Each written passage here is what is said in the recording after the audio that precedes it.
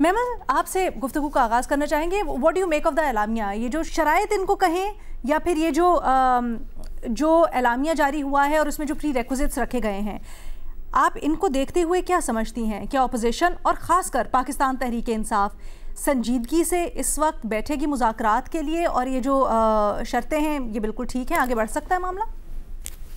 देखिए रीना, जो तहरीक तहफ़्फ़ुज़ आईन है पाकिस्तान है, इनकी लीडरशिप एक तो मैच्योर भी है और काफ़ी सीरियस भी है। यानी कि आप देखें, महमूद खान अचकज़ई साहब हों, राजा नासिर अब्बास साहब हों, मुस्तफ़ा नवाज़ खोखर साहब हों, तो ये लोग जो बात करते हैं पीटीआई के अलावा, यानी कि ये लीडर्स हैं, तो ये जब मुज़ाकरात की बात करते हैं तो वो इसलिए करते हैं बिकॉज बेसिकली जो यहाँ पर एक न्यू नॉर्मल बन गया हाइब्रिड का, वो उसको चैलेंज करना चाहते हैं। वो इस बात को समझते भी हैं कि पाकिस्तान के अंदर ये जब डायलॉग नहीं हुआ पॉलिटिकल स्टेक होल्डर्स, हमने देखा कि माजी के अंदर कई दफ़ा जो है वो जब अपोजिशन में भी थे ये लोग पीडीएम वाले, तो ये कहते थे लेकिन खान साहब बात नहीं करते थे। उसके बाद जब ये हुकूमत में भी आए, इन्होंने पीटीआई को कई दफ़ा दावत दी डायलॉग की, लेकिन वो ना हो सका। जो शुरू भी हुआ महीने के अंदर ख़त्म भी हो गया जो एक बार हुआ था।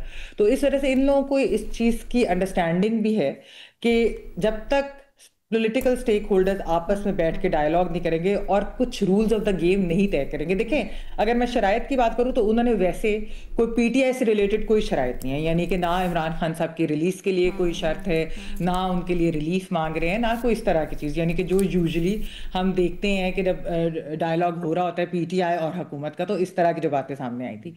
लेकिन इसके अंदर ऐसी कोई शर्त नहीं है। जो शर्त है वो आइन कानून इसकी बालादस्ती के लिए वो है कि जो स्पेस सीड हो गई है, यानी कि पार्लिमानी स्पेस जो सीड हो गई है, जो सिविलियन स्पेस सीड होगी, जो जमहूरी स्पेस सीड कर हो गई है, उसको कैसे रिक्लेम किया जाए। फ्रीडम ऑफ एक्सप्रेशन जो है उसको कैसे मजबूत किया जाए। अदलिया की आज़ादी जो है वो कैसे, जो 26वीं और 27वीं तरमीम के बाद कॉम्प्रोमाइज़ हुई है, वो किस तरह से वापस है।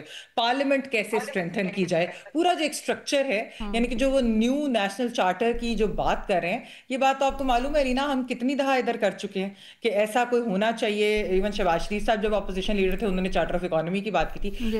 अब हुकूमत को सीरियसली ये कंसिडर करना चाहिए। हुकूमत, ये बात हमने देखा है कि हुकूमत करती थी ऑफर, लेकिन पीटीआई जो थी वो कहती थी हमने बात नहीं करनी। इस दफा मैंडेट ही डायलॉग का अचकज़ई साहब और राजा नासिर अब्बास साहब को दिया गया। इसीलिए उनके बैनर के अंडर जो है ये बातचीत का आगाज अगर होगा तो बहुत सीरियस अंदाज से होगा। और मैं लीना आपको पहले भी ये बात कह चुकी हूँ कि अगर ये दो लीडर्स जो हैं इनको एक्सेस दी जाए इमरान खान साहब से मुलाकात की, तो वो उनको ग्राउंड रियलिटीज और ग्लोबल रियलिटीज और जियो स्ट्रेटेजिक रियलिटीज वो भी बताएंगे। क्योंकि पीटीआई के अंदर जो एक इशू हमने देखा है वो ये होता है कि जब खान साहब को मिलने उनकी पार्टी के लोग भी जाते हैं तो वो उनको कुछ कहते हुए या इस तरह को मशवरा देते हुए डायलॉग से रिलेटेड और चीज़ों से रिलेटेड वो थोड़ा सा कतराते हैं, क्योंकि उनको डर होता है कि एक तो बैकलैश आएगा उनके सोशल मीडिया से, और दूसरा आपने देखा कि इमरान खान साहब ने खुद जो एनडीयू जाने वालों को मीर जाफर मीर सादिक कह दिया था, तो उनको वो भी डर होता है कि हमारे ऊपर ही ना कोई चीज़ या कोई एतराज आ जाए या हमें ही